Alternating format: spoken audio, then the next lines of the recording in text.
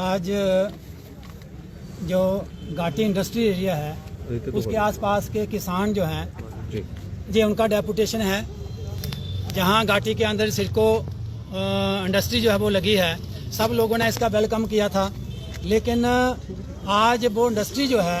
वो किसानों के जाल का जो है वो उनके लिए मुश्किल जो है बन चुकी है, क्योंकि उस इंडस्ट्री का गंदा पानी जो है हमारी जो एंसेस्ट्रल कूलें हैं, पुश्तैनी कूलें हैं, उसके अंदर जा रहा है और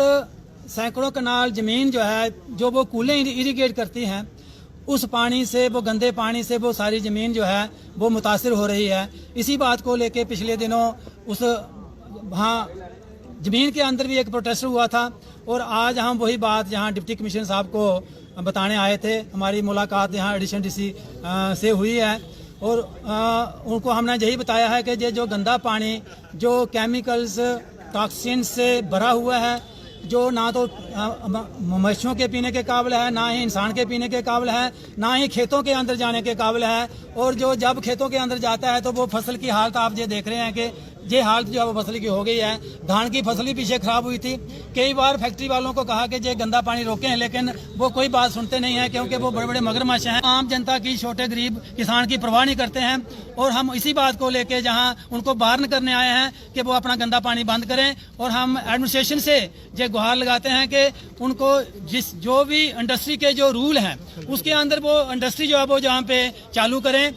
इंडस्ट्री जो है वो चलाएं और आम गरीब लोगों का, किसानों का नुकसान जो है वो ना करें, जिसकी वजह से उस गंदे पानी की वजह से ज़मीन जो है वो काली है। उस गंदे पानी की वजह से जो उसके अंदर बदबू है, वहाँ कोई आदमी आ जा नहीं सकता। अगर वो आदमी, कोई इंसान उस गंदे पानी के साथ हाथ जहाँ पाँव उसका टच हो जाता है तो इन्फेक्शन हो जाती है, खारिश जो है वो के साथ वो बीमार पड़ जाता है। और कई जानवर जो हैं वो उस पानी की वजह से मर गए हैं, और कई कनाल ज़मीन जो है जिसके ऊपर फसल लगी हुई है वो फसल जो है वो ख़राब हो रही है। हम इसी बात को लेके एडमिनिस्ट्रेशन के पास आए थे और हमें एडिशनल डीसी साहब ने आश्वासन दिया है और उन्होंने हदायत भी दी है कुछ कंसर्न अथॉरिटीज़ को, पोल्यूशन कंट्रोल, एग्रीकल्चर डिपार्टमेंट्स को, कि वहाँ पे जाके मौका पर देखें और किसान की प्रॉब्लम का हल करें। ये उन्होंने कहा है। अगर ये हल जो है वो नहीं होता है आने वाले दिनों में तो किसान सड़कों पर उतरने के लिए मजबूर होगा, क्योंकि यही ज़मीन जो है उसकी रोजी रोटी है, यही उसका जीने का जो है वो आसरा है। अगर यही किसान से छीना जाएगा तो